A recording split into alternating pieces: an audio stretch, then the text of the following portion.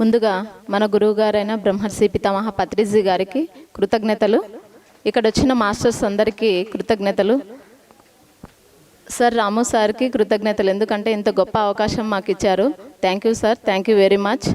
నేను ధ్యానంలోకి పెళ్ళి తర్వాత వచ్చాను. మా మ్యారేజ్ 2012లో అయ్యింది. మ్యారేజ్ అయిన తర్వాత ధ్యాన పరిచయం జరిగింది. ధ్యాన పరిచయం జరిగిన తర్వాత మాకు ఇద్దరు అబ్బాయిలు కూడా ధ్యానం చేస్తారు. 2016లో మా ఇంటి పైన పిరమిడ్ నిర్మించుకున్న తర్వాత సారు చిన్న పిరమిడ్లకి రారన్నారు. కానీ సారు అప్పుడు మౌనంలో ఉన్నారు.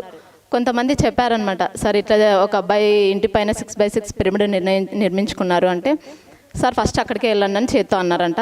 వచ్చేసిన తర్వాత అక్కడికి వచ్చిన తర్వాత 6x6 చిన్న పిరమిడ్, కానీ సార్ వచ్చారు. మాకు ఎంతో ఆనందం.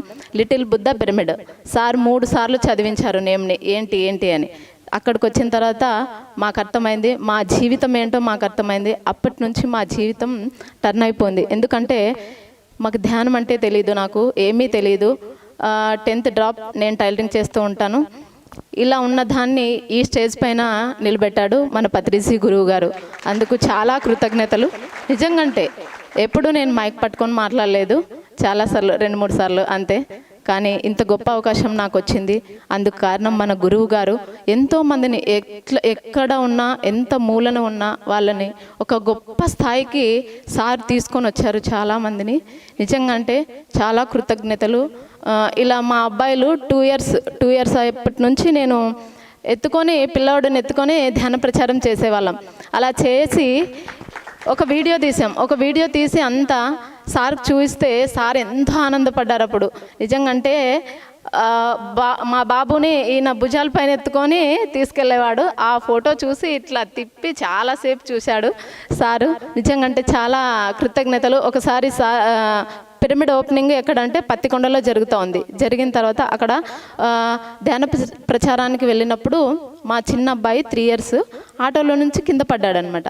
కింద పడింటే ఆ అబ్బాయికి కొంచెంలోన వెనక బ్యాక్ సైడ్ ఉన్న టైరు ఎక్కేది కొంచెం మిస్ అయిపోయి తలకు చిన్న గాయం తగిలింది. ఆ తలకు చిన్న గాయం తగిలిన తర్వాత ఇద్దరు తోచుకున్నారు, 2 అబ్బాయిలు. వాడు కింద పడిపోయిన తర్వాత ఆ అబ్బాయికి ఏం జరిగింది, ఇంకా రక్తం కారుతూ ఉంటే హాస్పిటల్కి తీసుకెళ్లారు వీళ్ళు. ఈ అబ్బాయికి కళ్ళు తిరిగి కింద పడిపోయినా లేకుంటే వామిటింగ్స్ అయినా కర్నూలుకి తీసుకెళ్ళండి అని చెప్పారనమాట. చెప్తే ఆ అబ్బాయి ఆ స్థితిలో కూడా అక్కడ ఉన్న నర్స్కు ధ్యానం ఎలా చేయాలో చూపించొచ్చాడు. 3 ఇయర్స్ అప్పుడు. వచ్చిన తర్వాత మేము నైట్ ఇద్దరం బాబుని పడుకోబెట్టి ఇద్దరం ధ్యానం చేసాం పిరమిడ్లో.